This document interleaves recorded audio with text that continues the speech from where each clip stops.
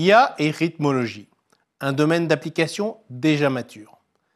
Dans ce module des essentiels du cercle Cardio-IA de la Société française de cardiologie, nous allons voir comment l'utilisation de l'IA s'intègre dans le quotidien des cardiologues.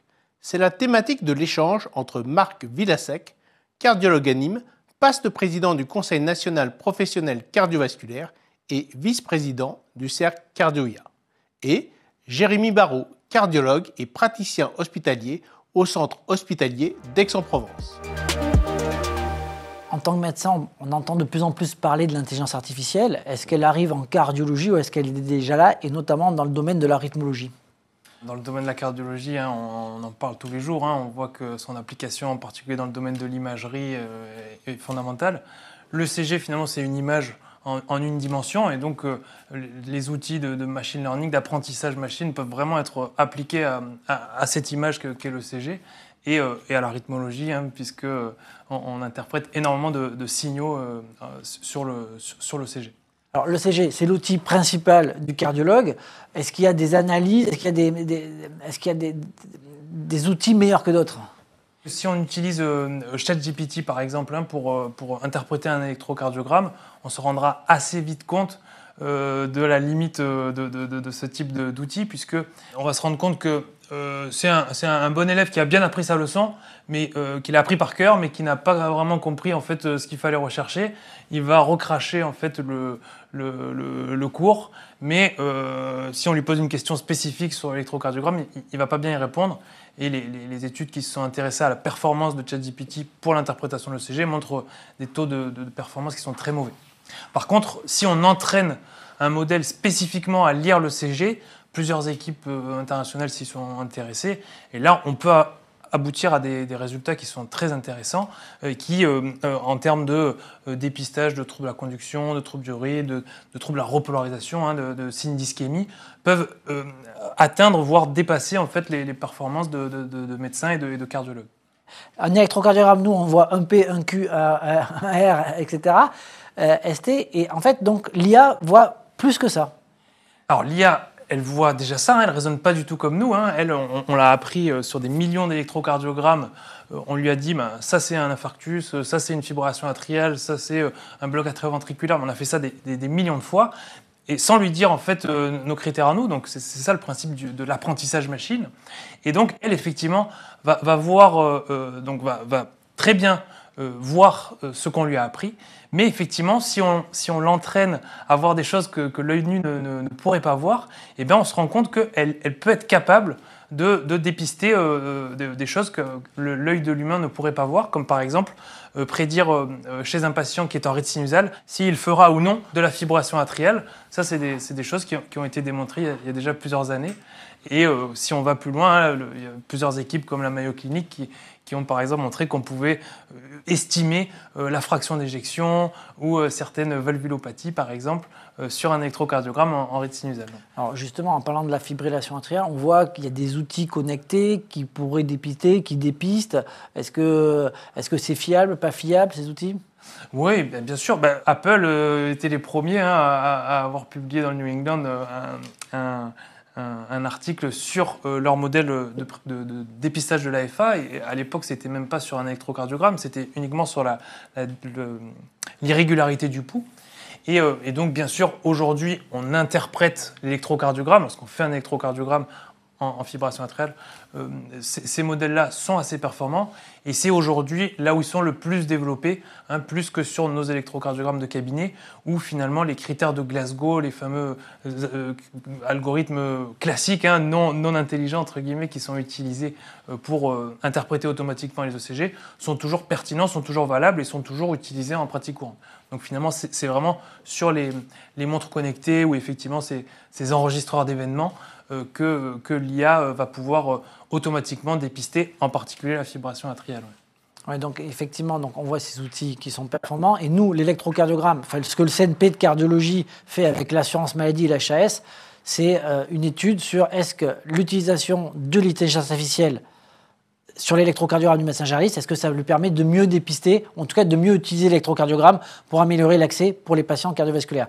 On a parlé de l'ECG, le Holter ECG. Là aussi, c'est performant, c'est vieux, c'est quoi? Même chose, hein, c'est le même principe, hein, encore une fois, hein, ces réseaux de neurones, ces algorithmes d'IA, on les nourrit avec des centaines, des milliers, des dizaines de milliers de tracés. Et donc le Holter ECG, c'est quelque chose qui est très reproductible.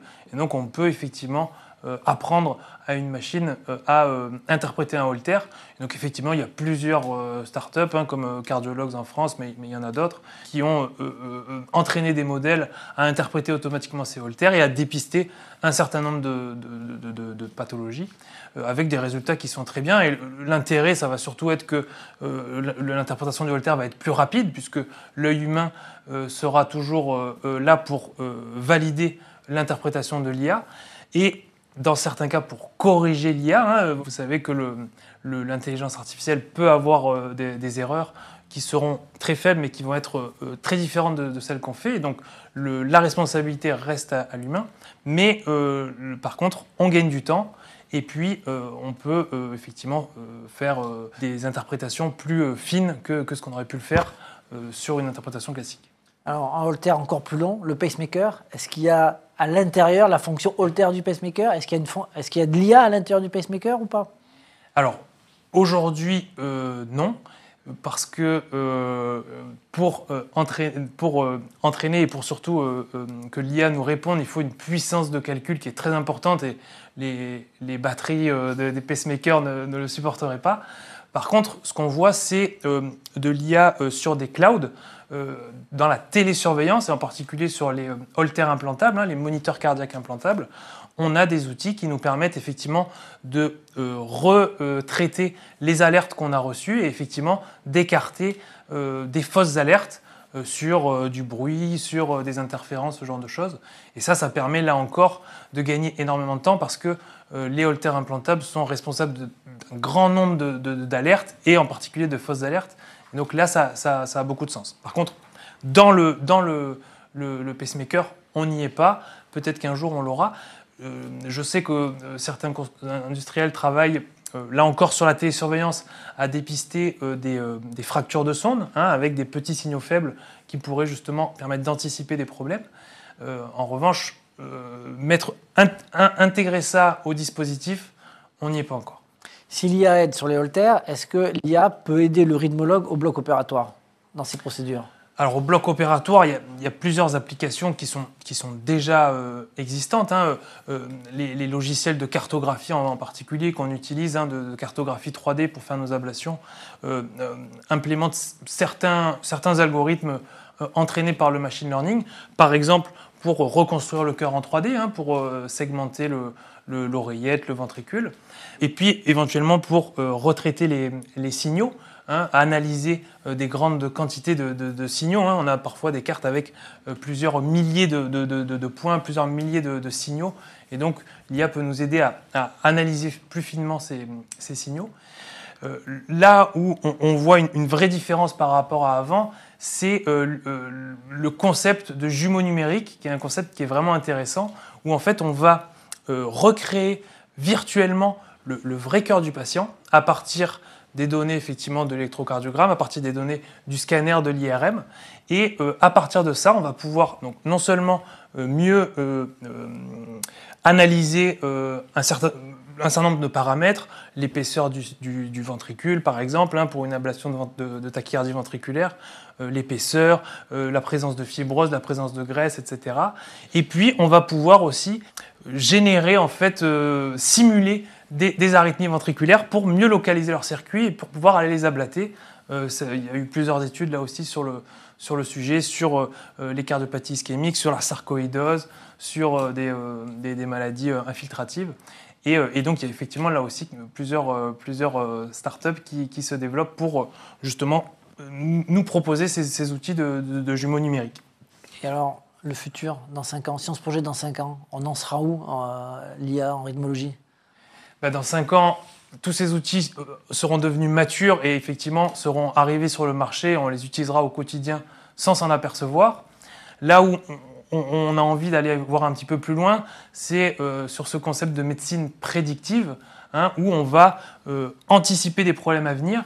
Et effectivement, l'électrocardiogramme, on l'a dit, peut peut-être deviner certaines choses, mais en fait, je pense, mais là c'est un avis personnel, que l'intérêt de l'intelligence artificielle va être d'intégrer en fait un grand nombre de données pour le même patient, avec des données démographiques, des données cliniques, des données paracliniques, pour justement mieux prédire par exemple la mort subite et mieux sélectionner les patients qui nécessiteront l'implantation d'un défibrillateur en prévention primaire, où aujourd'hui, malheureusement, on rate encore beaucoup de morts subites et on implante toujours des patients qui ne feront pas d'événements. Donc peut-être que cette médecine prédictive sera beaucoup plus fine et nous permettra de mieux anticiper et surtout de mieux conseiller et bien sûr éviter les problèmes. Mais alors, est-ce qu'il y aura encore une place pour le médecin ou pour le cardiologue demain sur ça ?